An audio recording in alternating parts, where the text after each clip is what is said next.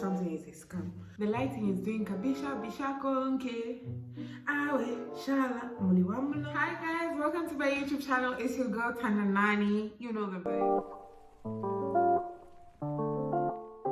Guys, for my medical students, this is for you guys. It's for you guys.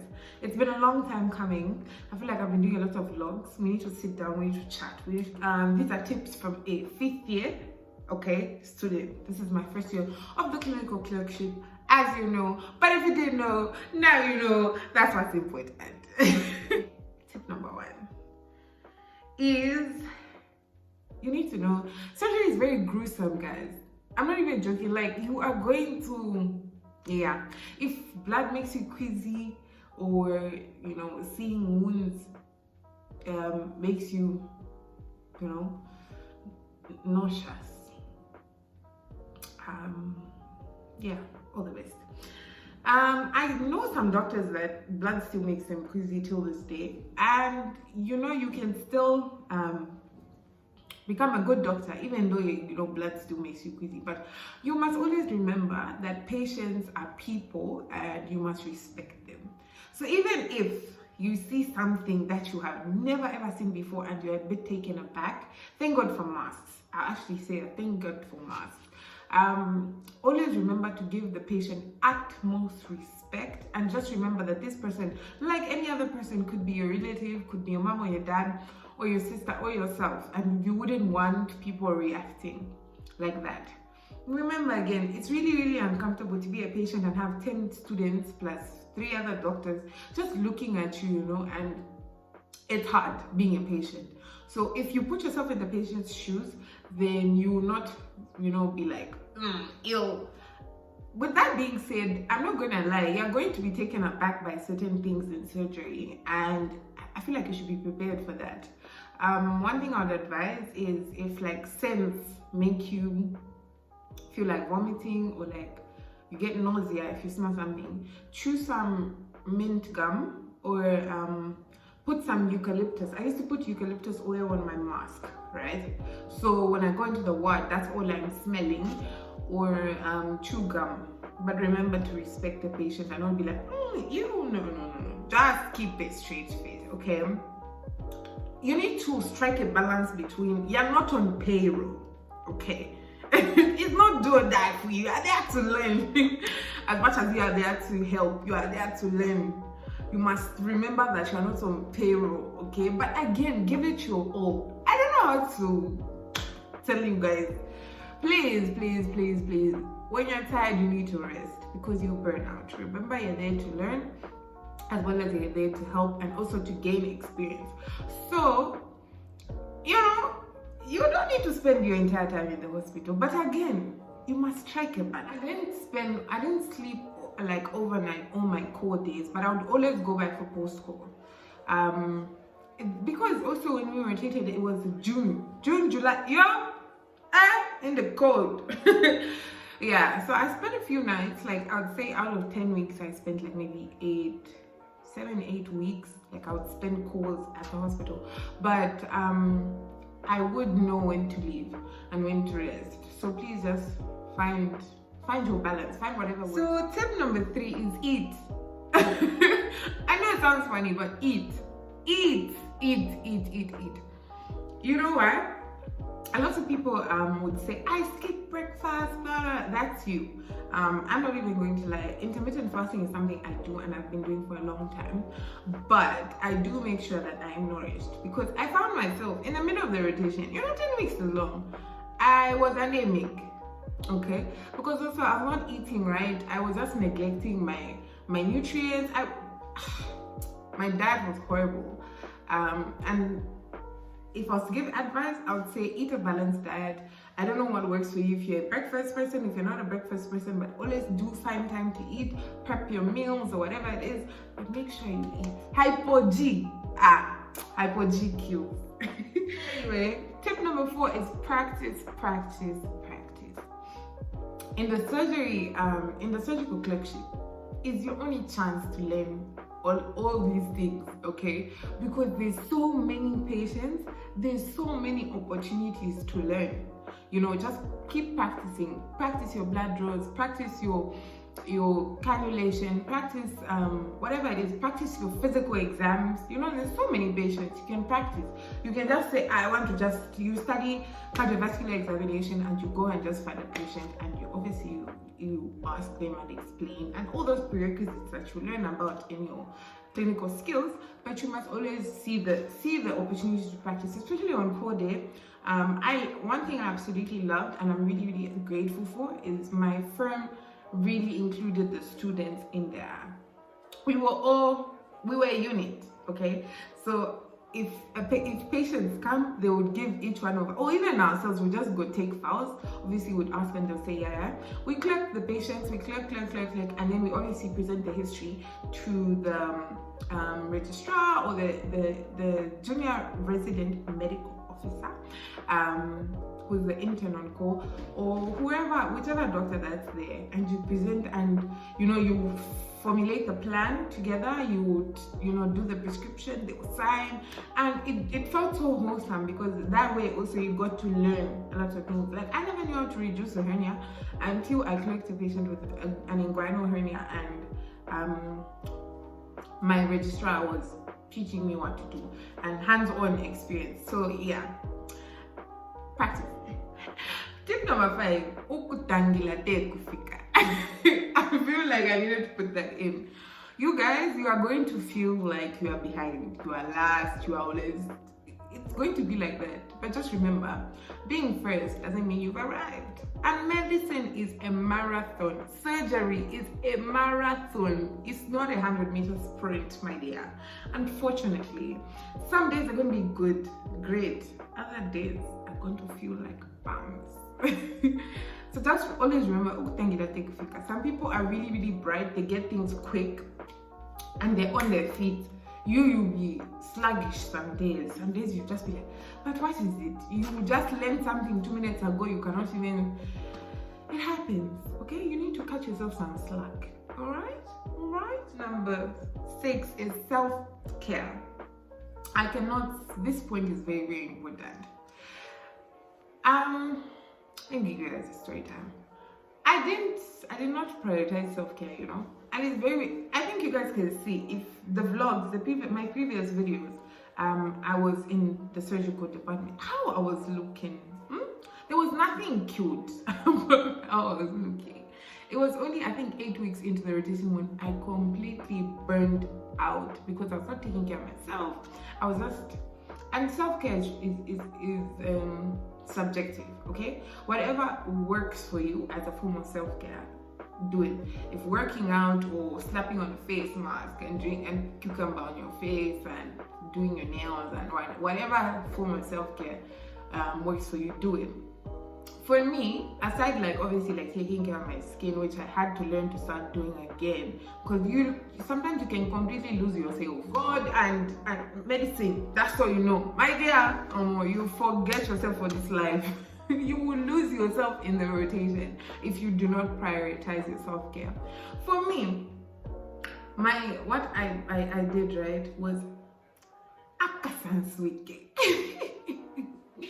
for me, I said, you know what? In this whole rotation, major wardrobe was my time to shine. Okay?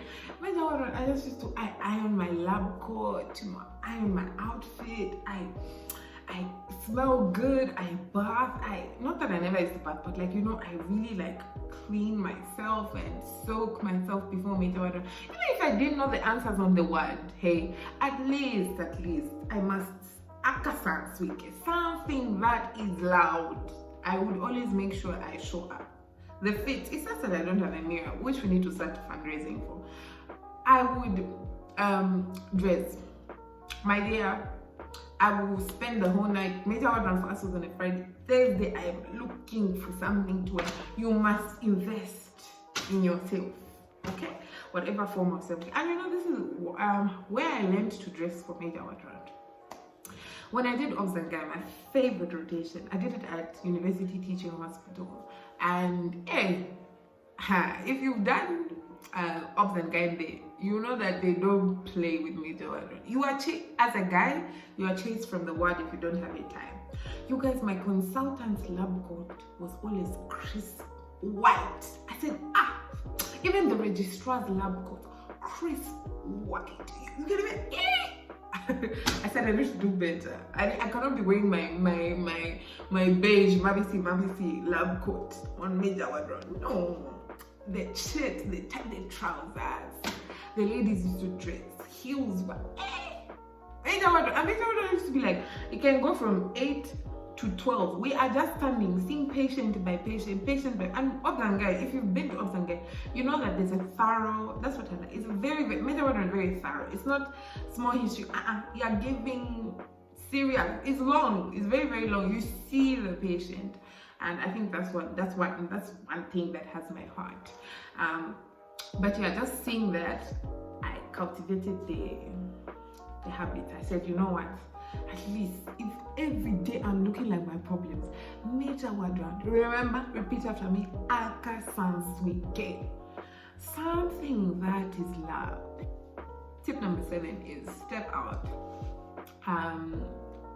This is funny because I wrote this before we did before my church, my pastor preached about stepping out and seeing God. But that's a topic for another day. Step out basically means stop being in the back. Okay, you're not going to learn if you're being in the back. And it's very easy. Honestly, if you've been embarrassed, if you've been on the word, you have been embarrassed. If you're a student, you've been embarrassed. If you're starting your clinical clerkship, please harden your heart. All right, because they will humiliate you. It's okay. It's because you don't know and they're there to teach you. Actually, I've noticed that when they humiliate you, you remember and you study. So that's that's what they say to the people. But yeah, step out. Try to always, if they ask a question, you know, you as I think one of my mentors, and I really, really do appreciate him and the program that I'm in, is they say, do not say I think. Before you start a statement as a medical student, don't say I think. It's either you know or you don't know. If you say I think the patient will die, say I don't know, because you're not perfect, and remember you're a student and they are there to learn. Because if you say I don't know, is when they'll teach. If you say I think, they'll be like, you know it, then why are we wasting our time? Why are we wasting our life? My last tip is have faith. Faith as small as a mustard seed. Depending on whatever religion you're in or whatever you believe in, you must, I feel like every human being believes in something. Believe in that, okay? Have some faith, because yeah, surgery is not for the faint-hearted. Okay, so the first one is SRB's Manual of Surgery. I'll be inserting it somewhere here. SRB's Manual of Surgery, SRB's Clinical Methods, okay? Obviously Moses Kazebu's surgery. If you don't know who Moses Kazebu is and you're rotating that, what are you doing? You know where the danger is. You know where the danger is. You know where the danger is in. If you are not choosing MK. Magic notes, obviously. I feel like magic notes, you use magic notes after you read from the textbook or you learn the topic, then you use magic notes to job. You just job that stuff.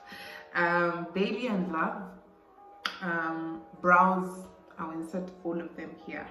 Yeah, so those are the books I use. An app I also use that I found really, really helpful, and funny enough, I only found it in my last week, was Teach Me Surgery.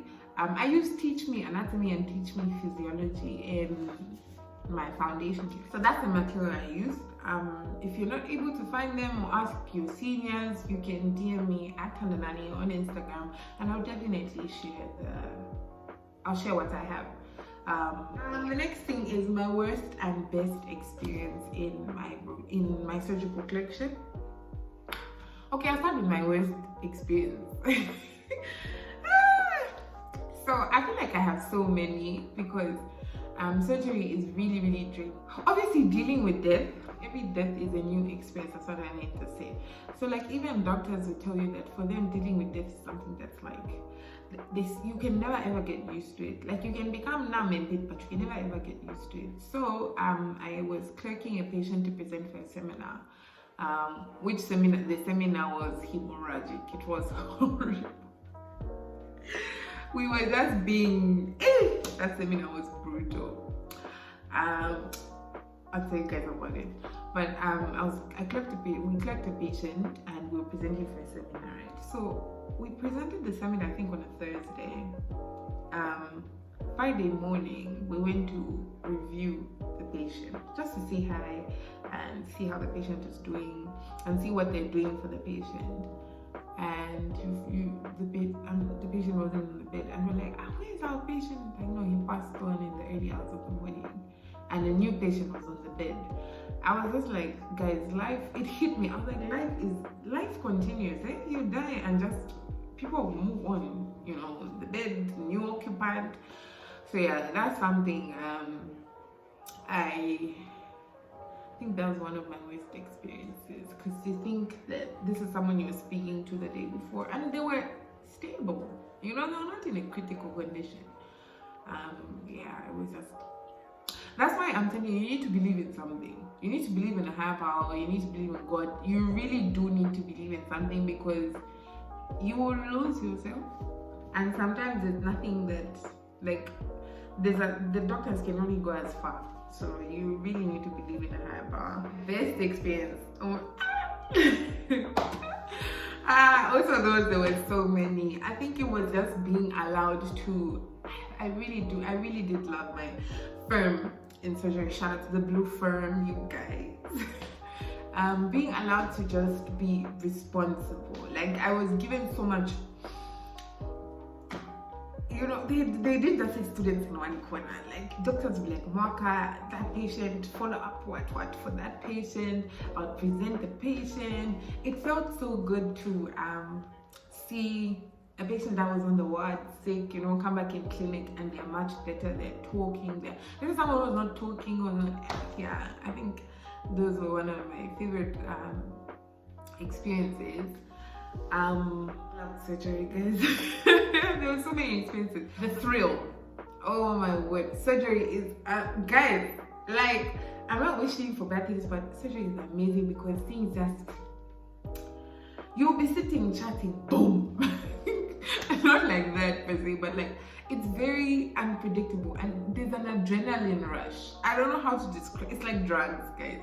It's like you just be chilling, then next you have an RTA, or next you have a brain patient. I'm not like, these things don't make me happy. Like, obviously bad things are happening to people, but it's the adrenaline rush in the sense of managing that patient, you know, to see it up front, to help, to do sometimes to even do certain procedures. It's nice, okay? It's the thrill is amazing in surgery. I think I like surgical specialty because we know, and then you will just be sitting. Next thing, woman gives birth at PPH, to theater. Hey, what? You know, like, it's very, yeah, you know, let me just stop there. I'm mumbling too much. Lastly, enjoy the department and enjoy it to its full. I hope this video was helpful. I hope you guys like sit downs. Obviously, this puts an end to me talking about medicine for a bit because I'm on holiday, baby. And so you guys are going to know me, the Tandanani. Okay, not the Tandanani in scrubs or the Tandanani always say about medicine. Because my life is not just medicine, okay? There's more to medicine. There's more to Tandanani than medicine, okay? So, I will see you guys. I think you guys know I talk with my hands. I need to stop that. Thank you so much for watching the video and getting this far. Shout out guys. We're on the road to 200 subscribers. We're still on the road to 200 subscribers, but I think we are at like 170 subscribers. Thank you so much to all the people that subscribe, that comment, that text me. I really do appreciate you guys. You don't understand, like 200 people just watch my thing, and then there's some of you are not subscribed but you're dedicated viewers. Also, thank you for the watch hours. Thank you. Yeah, I'll see you guys in my next video. Bye.